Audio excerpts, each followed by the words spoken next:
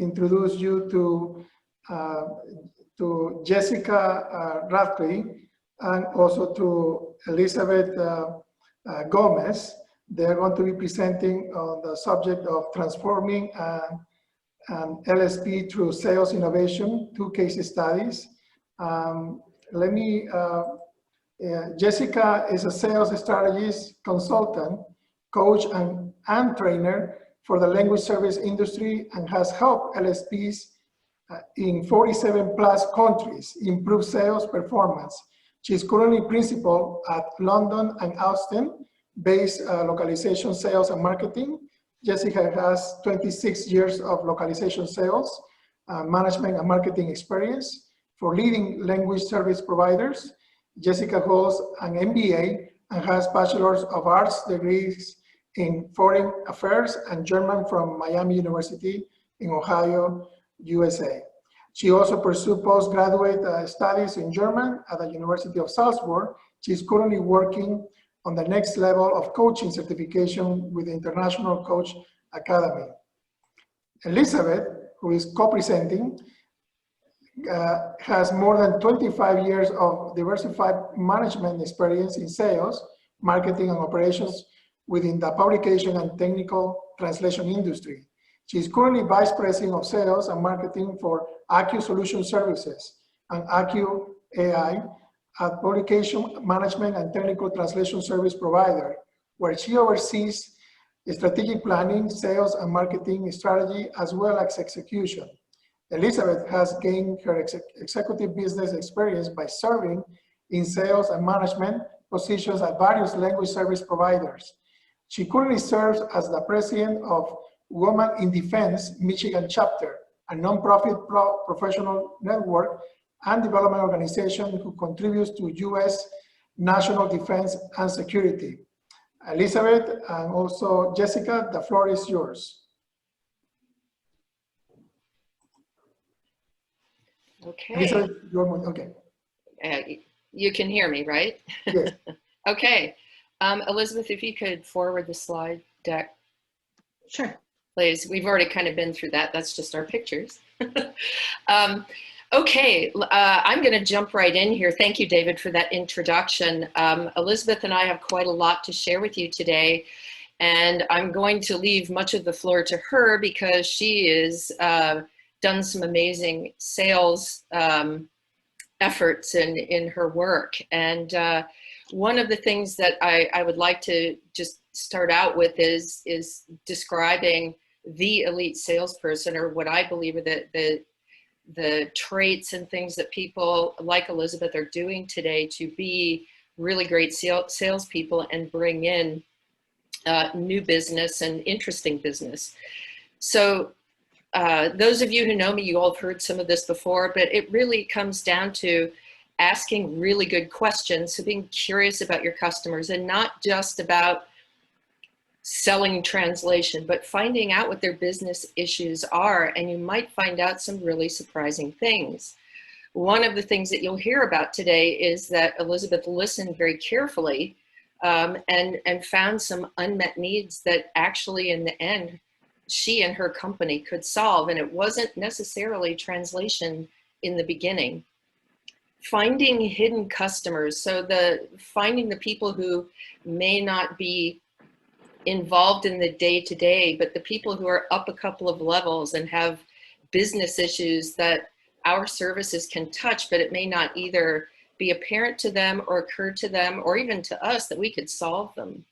So finding those people, and especially higher level people, to really understand the business, learning continuously about your customer's business, learning continuously about the trends in their business, and how our services link to that, because I do believe that is changing quite a bit.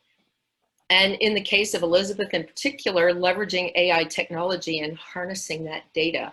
So AI, of course, is everywhere. We're talking about it a lot. There are applications for sales. You'll hear a slightly different application of it today from Elizabeth. So if you would like to forward, Elizabeth, to the next slide, please. So I'd like to set the stage because Elizabeth came to me wanting sales training And she had been in sales and marketing, of course, but was really wanting to grow the company and grow the services that her company was offering. And so decided to upgrade or uptick her sales.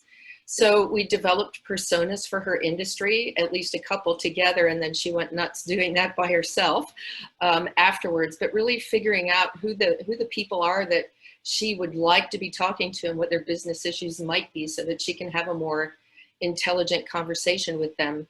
From that, also developing a really compelling value proposition once she was understanding the customer. I think a key one too is handling resistance. You know, I already have a vendor, I'm not interested in what you're talking about, that sort of thing. Handling that. I think probably, and maybe Elizabeth, you can touch on this when we turn things over to you, but as I recall, the most important thing that came out of the training was really asking insightful questions and continuing to ask questions and really honing in on what's going on in the customer's business, both personally for them and also in the company in general. And then managing the opportunity once she's uncovered it, especially those that are maybe slightly outside the norm, which you'll hear about. We did periodic top-ups and coaching, so she might come to me with a specific situation and we kind of chew through it and figure out the right strategy moving forward. And then I'd check in with her occasionally, just saying, hey, how's it going? What's working well for you? What's not working so well? And continuing to give that advice. And I added virtual selling. So she and I most recently have had some conversations about this, since it is all too prevalent today. We're not making too many face-to-face visits these days, and how to best handle those circumstances. So I want to hand things over to Elizabeth, because I think you're going to find her two case studies exceptionally interesting. So Elizabeth, I'll hand it over to you. Thank you, Jessica. I appreciate that, and I appreciate all the mentorship and the coaching that you've given me over the years. We've had a close relationship, and I couldn't have done what I did without you, so thanks. Oh, thank you. I'll get right into this because we don't have a lot of time, and there are two case studies. But this was for a heavy truck manufacturer, and there was a very good opportunity out there that was going to be upcoming. And so I decided that I was going to work my hardest to try to connect and make sure that we at least got an opportunity, right? So what I did was I researched the client's industry events that they were participating in, and I attended every event that they were going to be exhibiting at, or every event that their team would be at, so that I could make myself known as to who I was. And then I looked for an opportunity to sit with them in a B2B environment, right? What I will say on this is things have changed. So you might have to search a little bit harder. You might have to do some deep dives into their LinkedIn profiles to see where they're going to be and maybe where you might get that opportunity to talk to them. And during that B2B meeting, I shared historical specific industry information. So what I wanted to be able to do was create some rapport right off the bat. Yes, I do understand your industry and I have experience in it. And here is what I've done in the past. To be able to share with them that, yes, I do understand what you're creating, right? What is their product, right? So I wanted to make sure that I got a seat at the table, and the way that I did that was to make sure that I gave them some historical experience, which was extremely important. Then once I got an opportunity for a meeting with the exact individuals that were going to be handling this program, we analyzed a lot of their current content and language requirements. And that's asking some of those curious questions so that you can not only understand what the language requirement is, but go beyond that and understand, okay, how are they writing? What does their CMS system look like? Who are their authors? Where are they at, right? So that you can better understand the like pipeline they're going through and the processes, right? And also taking a look at their current technologies and making sure that you can apply your conversation to their technologies. And through those curious questions, I was able to understand that there was a couple of areas they were struggling and they had no experience. So what I did was I researched and I provided them documentation and got some information from partnerships that we had to provide them data that they needed, right? So truly I was helping them to do their job. But that was the key, right? I was creating that trust and rapport. So by providing them information for the things that they might be missing, I was showing them that they could trust me. So as we started to work together, I found out that there were more struggles that were there and that they were struggling to meet some of their clients' demands. So we quickly positioned ourselves with some partners to effectively provide some alternatives and solutions outside of our own capabilities, which was key to making this partnership a success with them. Excuse me. As the vendor partner role continued to evolve, we learned more about the customer's end client, and we were actually, the client trusted us enough to bring us to their client's facility. And I got to know their customer even better and understand what their customer was looking for. So now what you're doing is you're opening that up to saying, okay, what are my customers' needs? And that makes you even more valuable. And at this time, actually, we're quite valued and we're in on all the conversations as they move forward through this program.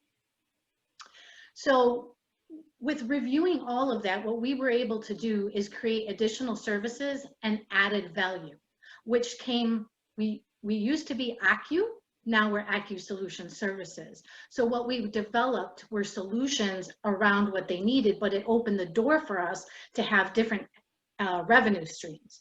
So this increased our company's revenue upwards of $1 million outside of our core services. And what it did was it offered us some teaming opportunities, which brought us an additional potential of $2 million in revenue. So you can see how this has triggered so much opportunity for us. And it's all through just really listening to the customer and trying to help them. And it's actually through a very genuine relationship that this occurred. So I'll quickly move on to case study 2. I think I'm still doing pretty good on timing so that if anyone has any questions. The second case study was a little bit different because of the fact that this came through a web-based inquiry. And as I received this web-based inquiry, it was very plain Jane, just a few words. And I thought, okay, we really need to do our homework before we contact them so that we could really, because as you understand, when you get a web-based inquiry, you're probably one of 10, right? So you want to really think about that. And so what we did is we researched the organization prior to our response, and we reviewed all of their recent updates that they have internationally. And we took the initial conversation and we dedicated it to the company's recent global achievements and objectives that we were able to find. So it didn't start with, hey, we're a translation company and this is what we do. What it started with is, wow, I see that you've done this, this, and this. How is that working for you? And then we started talking about what they're doing and what their global strategy is about. So that kind of helped us a lot in identifying some global content objectives and strategic questions that we came up with to be able to have more of an open-ended discussion. We discussed the buyer's experience in global content marketing because with the questions, we found out that they already had a translation vendor. So we needed to put forth a lot of good effort in order to, really kind of take this over.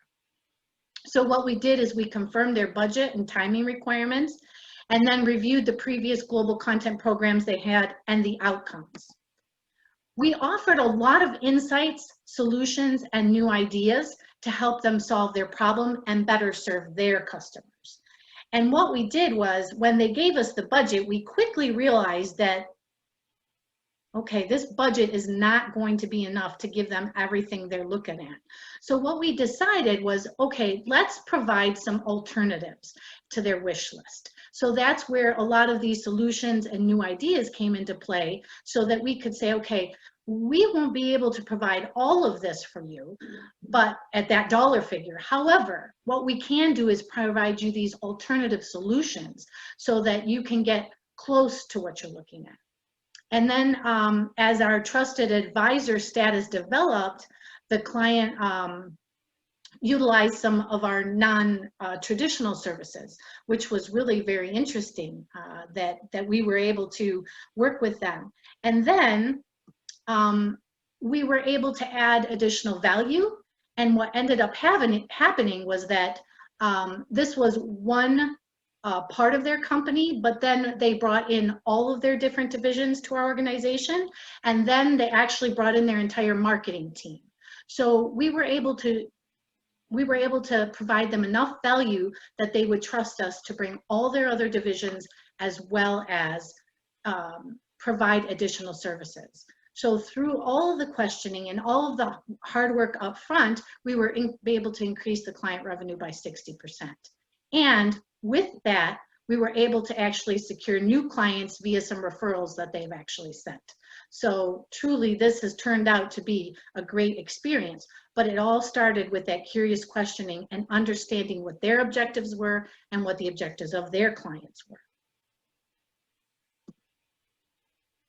Wow, you went fast. Did I? I tried to make sure that I could fit it all in. Well, I have a couple of questions after I go through this slide, actually. There are one or two things I'd like to prompt out of you. So in a summary, or, you know, one of the things that Elizabeth mentioned was she and her company became a trusted advisor. Now, I know this is a term that's bandied about, and it's actually, you know, kind of like the word synergy. It's much overused in today's world. But I think what Elizabeth did epitomizes that trusted advisor. She went way above and beyond, you know, selling translation services. She went in with learning what her client's industry was all about. And I do have a question around that when I get finished with this. Sure. And not just, you know, their company, doing the research beforehand. So really understanding who these companies were. Now, at first, and I do know this, and, you know, you can correct me if I'm wrong, Elizabeth, but, you know, at first, this is a big ask. I mean, to learn, I don't know, the defense industry, which is one of your core markets. I mean, that's not a small industry to understand. And there are a lot of different aspects of it. So, you know, initially it can feel a little bit daunting, but I think this is also one of those things about specialization, because you can have those kinds of in-depth conversations that you can't have if you're simply selling, well, we're really good at translating, you know, defense content, and we know all the terminology, and we deliver really good quality, and we deliver it on time. I mean, that isn't enough today, and everybody who knows me has heard me say that a million times. But I think having it presented in, you know, Elizabeth's way, in terms of what she did, what happened, and what the benefits to her company were, make it much more clear. I think going where your clients go, I think that is crucial. Again, not an easy thing. It's not like coming to gala where we know everybody and we all do kind of the same thing. So it's really penetrating that, which I think actually I'll ask the question now. So what prompted you, Elizabeth, to join Women in Defense? Because you had mentioned that as a way, well, at least it was mentioned in your bio. So was that a crucial way to gain credibility and visibility? Well, I'll give you a little background in the fact that I came from heavy industrial machinery and manufacturing. And when I first came to ACCU Solution Services, the pricing model was not going to work here in the States. So I went to the CEO and I said, you know, this isn't going to work. And he said, okay. He said, then we're going to change, and we're going to take our model and we're going to specialize in defense. We already do it in another market, or another country. And so we'll just do the same in the US. And I said, well, I don't know anything about the defense industry. And what he told me was, You're pretty smart. You figure it out. And so I had to do that, right? Like if I wanted to make money, I had to figure this out, right? So my way of doing it was researching, okay, how am I going to find out? How am I going to create relationships in this industry? And so it took me a bit. I have to say, this is not an easy task. I attended Women in Defense events 1 year straight, every single month, and unfortunately it took me that long to get someone to really talk to me and befriend me and help me out. So it took 1 year of going to every single event they had. And so like I said, but you know what, it's been critical. And I do believe that those that want to get a niche, and that's the way to do it, because now people start to trust you, and you're going to create the rapport because you understand their industry. And that's key and critical to your success in being a trusted advisor. Yeah, thanks for that. So you've kind of answered bullet point 3. It enabled you to develop relationships and learn the success factors. I think the other thing really quickly that I would add to that is it probably, well, I know it put you in touch with people you never ever would have met otherwise.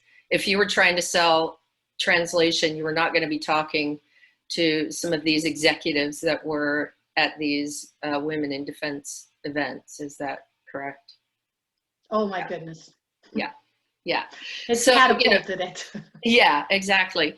So being actively involved, sometimes that takes time, being genuine. And of course, you've heard curious questioning quite a lot from Elizabeth, but I think that's key, is being curious, so that, once we understand what they're doing, what their needs are, what their problems are in all sorts of different senses, then we're in the best position to offer our services, because we can match it to that. So learning, partnering with your customer, as Elizabeth said, and that enables you to find more in the gaps where you can add more value. And I think this is true, adding more value than your competitor or the incumbent. And that enabled her to win pretty significant revenue from these two customers.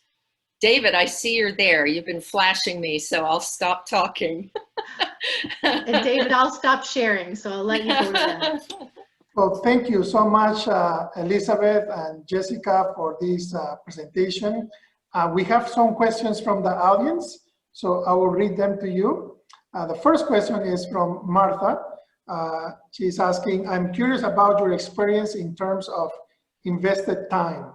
How long did it take to sign a contract with those two accounts? Okay, this really isn't very fair because of the fact that typically in the defense industry, it takes quite a long time.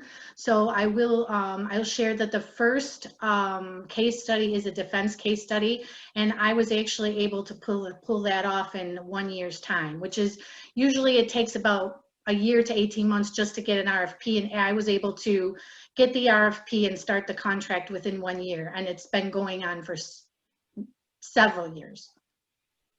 Okay, here's another question from Catherine. This is to Elizabeth. Can you talk a bit more about the nature of the non-traditional service offerings that you came up for each of these two clients? Well, what I could tell you is that one of them is publication management.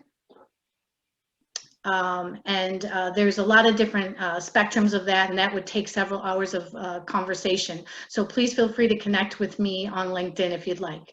And then the other one has several different components into creative content. It has to do with SEO. It has to do with some actual traditional marketing and kind of unique animation and AR and VR programs. Mm-hmm. Can you maybe expand a little bit more on your marketing strategy? So the marketing piece has a little bit to do with videos and demonstrations via the video, with more of a mixed reality type environment. So, and then also a little bit of e-learning as well. Okay. the other question that I have for you is, what is the biggest challenge besides the conversion time when it comes to sales? Oh, what is the biggest challenge? Right now, I would have to say COVID-19. The fact that I cannot travel, it is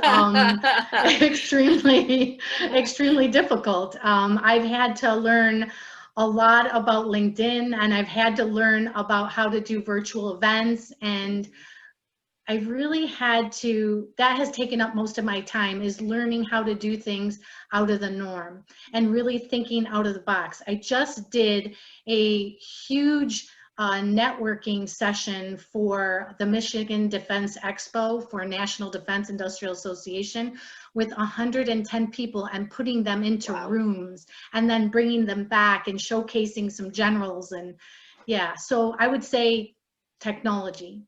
Yes, and COVID. Oh my. Yeah. So, The next question is similar. Is how COVID have affected sales?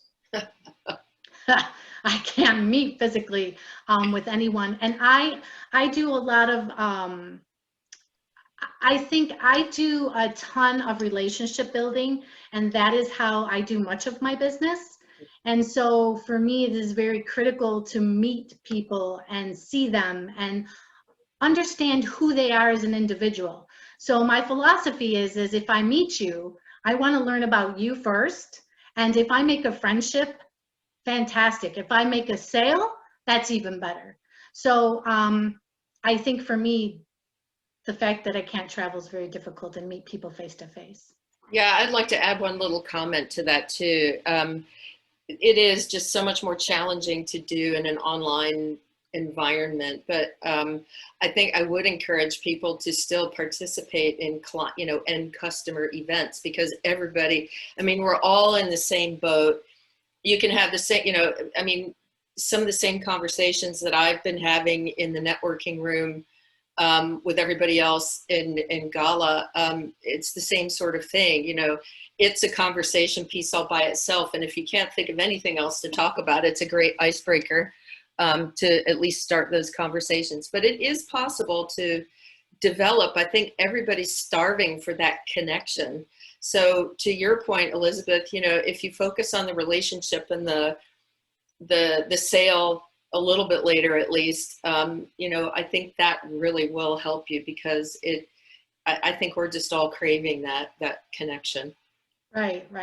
And I have to say, I think a critical component to this is really taking the time to think out of the box and being innovative. Like I put together something a couple weeks ago, maybe it was just a week ago, and I hosted a virtual networking event, and I brought in a mixologist, and we made cocktails, and we learned about tequila and how to make different drinks with tequila. So, I mean, you really can think out of the box and do things that are different. Mm-hmm. Yeah. We have one more minute, and we have one quick question. Okay. For Elizabeth, how did meeting your customers influence or change the kinds of service you provide or the way you provide them? Oh, well, the way we provide it and an influence on our partnerships, that catapulted things, because they encouraged us to provide different services. They encouraged us to offer some value in other ways. So they were great. And it's, again, it's because we went out of our way to listen and to help them get through a certain segment of publications. And so they just encouraged us and said, you know what, you've got a great start at this, and you really, if you just take it to the next level by maybe doing this, this, and this. And so they were helpful and encouraging. Well, thank you again, Jessica and Elizabeth, for your presentation. And we will go to our next presenter. Thank you so much. Thank you. Thank you. So our next speaker is is Elizabeth Riley, and she will be talking about linguistics quality. It is a marriage, not an affair. Elizabeth has worked in a variety of roles since starting her localization career in 2004 as a linguistic QA manager. Since then, she has held a range of positions on both the client and vendor sides, including localization engineer, account manager, and sales manager. Since September 2019, Elizabeth has been working in the VistaTech sales team as Director of Solutions Architecture, where she can put to use her wide-ranging experience helping create enterprise localization programs for new global customers. Elizabeth, the audience is yours. Okay, thanks a lot, David. I appreciate the introduction. Okay, I'll start sharing my screen, in fact. Actually, let me get that here.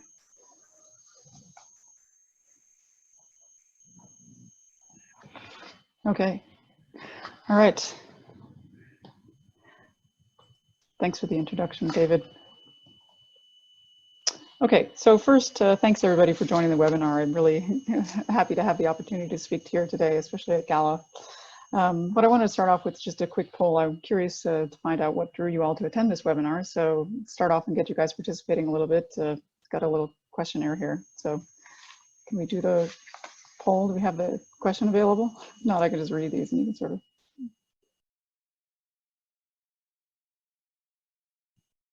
Okay. Do we have that? No, I'm afraid I do not see these. So okay. Do you want to speak them out and have people use the chat to respond? Yeah, it's just a quickie. So, okay, I was just curious why people are attending the webinar. So the options are, you're interested in language quality in general. You're always having quality issues with your LSP or your vendor, and you thought this webinar might help you understand why that is.